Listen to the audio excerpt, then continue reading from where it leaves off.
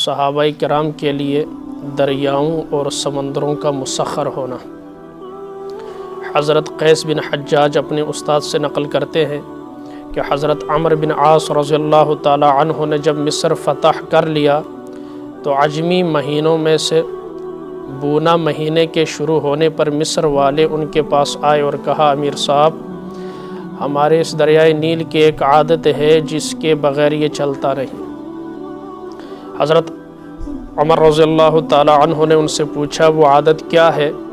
انہوں نے کہا، جب اس مہینے کی 12 راتیں گزر جاتی ہیں تو ہم ایسی کنواری لڑکی تلاش کرتے ہیں جو اپنے والدین کی اکلوتی لڑکی ہوتی ہے، اس کے والدین کو راضی کرتے ہیں اور اسے سب سے اچھے کپڑے اور زیور پہنا کر اس دریائے نیل میں ڈال دیتے ہیں۔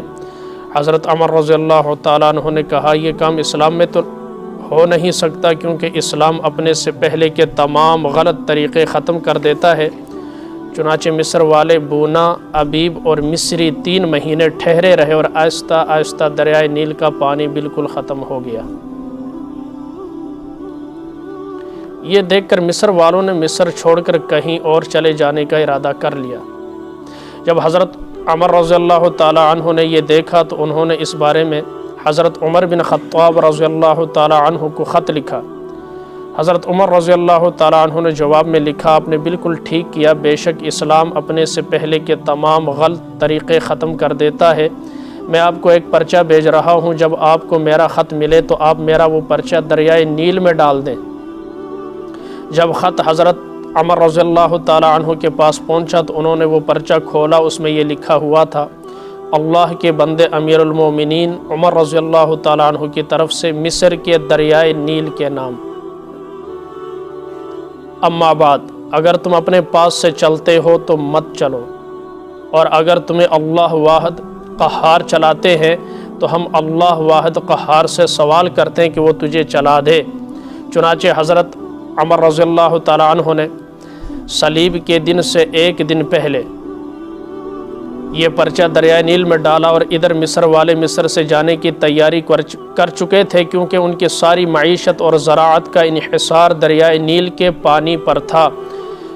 صلیب کے دن صبح لوگوں نے دیکھا کہ دریائے نیل میں 16 ہاتھ پانی چل رہا ہے، کہاں ختم ہونا اور کہاں 16 ہاتھ۔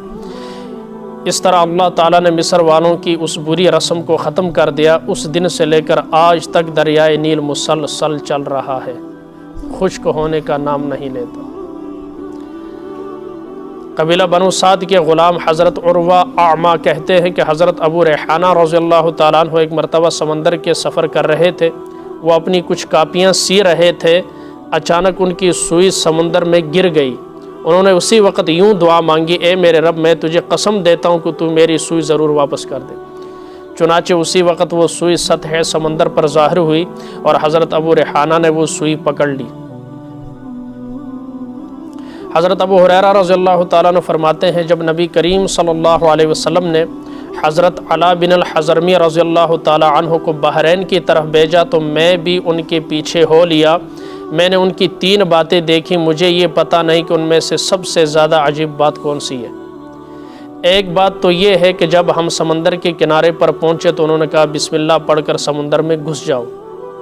چنانچہ ہم بسم اللہ پڑھ کر بغیر کشتیوں کے سمندر میں گھس گئے اور ہم نے اپنے جانوروں پر سوار ہو کر سمندر پار کر لیا اور ہمارے اونٹوں کے پاؤں بھی گیلے نہیں ہوئے۔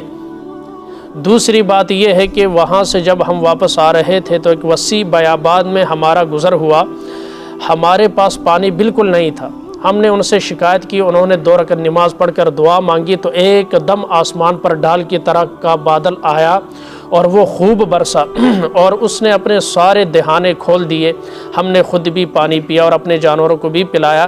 تیسری بات یہ ہے کہ ان کا انتقال ہو گیا، امیر صاحب فوت ہو گئے جی اللہ کے راستے میں۔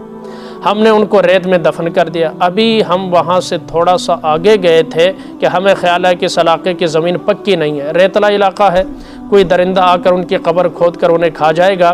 اس خیال سے ہم واپس آئے تو قبر تو ان کی صحیح سالم تھی، لیکن جب ہم نے ان کی قبر کھودی تو ہمیں ان کی نعش قبر میں نظر نہ آئی۔ بس سمجھ میں آ رہی؟ اللہ تعالیٰ نے دوسری جگہ منتقل کر دی۔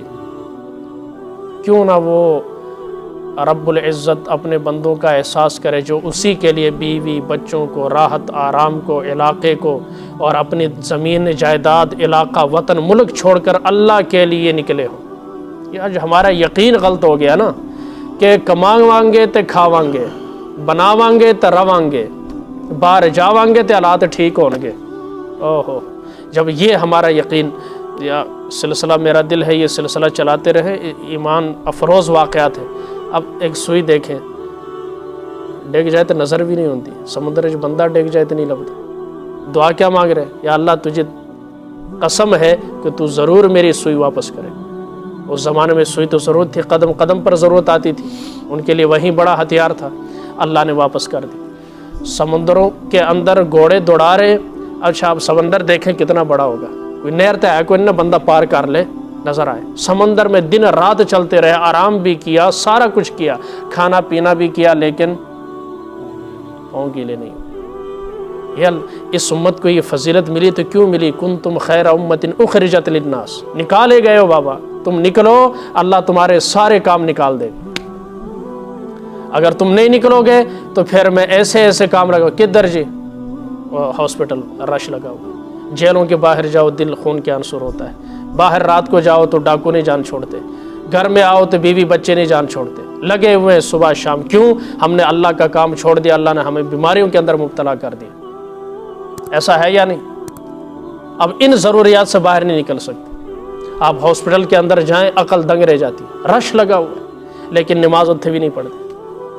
مسجد دیکھیے ہم نے، باہر پارکوں میں وقت گزاریں گے، مسجد میں آ کر اللہ کے سامنے نہیں روئیں گے۔ ڈاکٹر کوئی چیز کا کہے فوراً لائیں گے، رب بار بار بلا رہا ہے انہیں مسجد میں نہیں آئیں گے۔ ڈاکٹر جس چیز سے منع کرے گا رک جائیں گے، لیکن اللہ نے جن سے روکا ہے اس سے نہیں رکیں گے۔ اور اسی طرح جب آپ جاتے ہیں ملاقات کے لیے قیدیوں کے، وہاں تو اور ہی نظارے ہوتے ہیں، ٹھیک؟ چھوٹے چھوٹے بچے رو رہے ہیں، باپ کو پھانسی کی سزا ہوئی پڑی، کسی کو عمر قید کی سزا ہے، کسی کو کون سی سزا، کوئی بے گناہ بیچارہ اندر گل سڑ رہا ہے۔ یہ حالت ہے جب ہم اللہ کی نہیں مانیں گے، جب شریعت کے قید میں نہیں آئیں گے تو پھر ہماری طرح کے انسان ہیں وہ ہمیں قید کر دیں گے، نہ کیے ہوئے جرم کی سزا میں پکڑے جائیں گے۔ آپ تاریخ اسلامی میں نہیں دکھا سکتے اس طرح کی جیلیں ہوں اور مسلمانوں کو بند کیا گیا۔ یہ ساری ہماری بدعمالیاں، اعمالکم اموالکم، تمہارے اعمال تمہارا امیر ہے، تمہارے حاکم۔ تو اللہ تعالیٰ سے دعا اللہ تعالیٰ ہمیں اپنے ایمان کو بڑھانے والی محنت کرنے کی، ایمان کو بنانے کی اور یقین محکم کرنے کی، عمل پہ ہم یقین محکم، محبت فاتح عالم۔ جہان زندگانی میں ہے یہ مردوں کی شمشیریں، مردوں کی شمشیریں، یہ ہم نے پتہ نہیں کس کو سمجھ لیا۔ سمجھ میں آ رہا ہے؟ اصل چیز تو یہ ہے، جب کبھی مشکل آئے اللہ کی حضور، اللہ تو کر سکتا ہے، ڈاکٹر کچھ نہیں کر سکتا، فلانا کچھ نہیں کر سکتا، تو فیصلہ کرے گا سب کچھ ہوگا۔ اس کا دل بھی، اس کا دماغ بھی، اس کا قلم بھی، اس کی سوچ، اس کی فکر، یہ ساری تیرے ہاتھ میں ہے۔ اگر تو راضی ہے تو وہ بھی راضی ہوگا، تو ناراض ہو گیا تو دنیا جہان کا کوئی بادشاہ مجھ سے راضی نہیں ہو سکتا، میرا کام نہیں ہو سکتا۔ اس عقیدے سے جب پکاریں گے، مثالیں ہمارے سامنے، یا تو ہم کہیں نا کہ ساڑھے کول مثال ہی کوئی نہیں، ایک نہیں ہزاروں ہیں، ہزاروں مثالیں۔ اللہ ہمیں ان واقعات سے سبق لیتے ہوئے اپنا تعلق اپنے رب کے ساتھ مضبوط بنانے کی ہمت اور توفیق عطا فرمائے۔